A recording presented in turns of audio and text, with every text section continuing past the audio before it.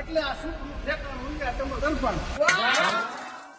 કાઠિયાવાડી જે શબ્દ છે અને એ આપણે રાજકોટમાં રહેતા હોય એટલે કાઠિયાવાડી શબ્દ એમાં આપણું સૌરાષ્ટ્ર અને એને લગતું જે આપણે વર્ષોથી આપણી બાપ દાદાની પેઢીઓથી જે આપણે ખાણું ખવાતું હોય એમાં સૌથી પેલા લાડવા, ઈ ઢોહાના લાડવા અમને આ તરભાણુમાં ખાવા મળ્યા. ઘણા સમય ત્યાં ખાવા નહોતા મળ્યા.